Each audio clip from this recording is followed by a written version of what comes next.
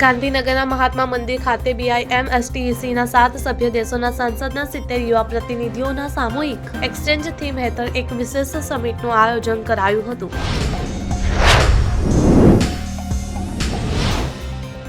ભારતીય ક્રિકેટ ટીમે અપેક્ષા મુજબ જ અમદાવાદ વન ડેમાં પણ ઇંગ્લેન્ડને હરાવ્યું હતું. ઇંગ્લેન્ડની ટીમ માત્ર 214 રનમાં સમેટાઈ ગઈ હતી.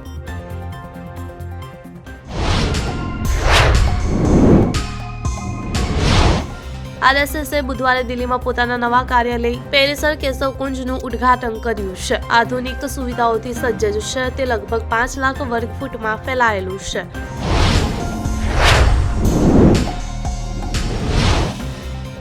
સંસદમાં આજના દિવસે ભારે હોબાળો જોવા મળી શકે છે. નાણામંત્રી નિર્મલા સીતારમણ આજે લોકસભા નવું ઇન્કમ ટેક્સ બિલ રજૂ કરશે.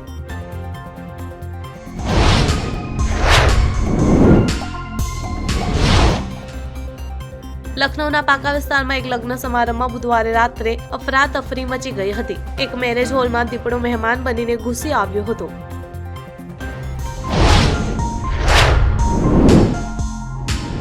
પાકિસ્તાન ભારતની જોડતી લાઇન ઓફ કંટ્રોલ પર પોતાનું નાપાક હરકતો બંધ કરવાનું નામ નથી લેતું. જમ્મુ કાશ્મીરના પૂંછ જિલ્લામાં LOC પર સીઝ ફાયરનું ઉલ્લંઘન કરતા ગોળીબાર કર્યો છે. ગોળીબારનો ભારતીય સેનાએ ઝડપાતોડ જવાબ આપ્યો છે.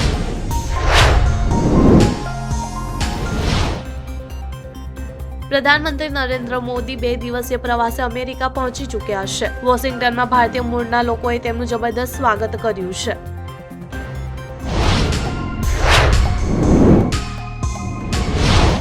મહાકુંભમાં મૌની અમાવસ્યા પર નાસભાગ અને 30 લોકોના મૃત્યુ મામલામાં ઉત્તર પ્રદેશ પોલીસે આખરે પોતાની ભૂલ સ્વીકારી લીધી છે. કહ્યું છે કે મૌની અમાવસ્યાના દિવસે ભૂલ થઈ હતી.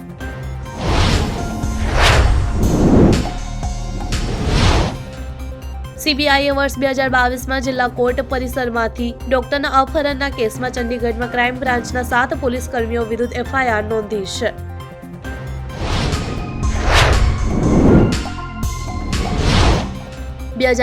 માં સરકાર મિડલ ક્લાસને કેટલીક રાહત આપવા જઈ રહી છે. બજેટમાં ટેક્સ કાપથી લઈને રિઝર્વ બેન્કે વ્યાજ દરોમાં કાપ કરીને મિડલ ક્લાસને મોટી રાહત આપી છે.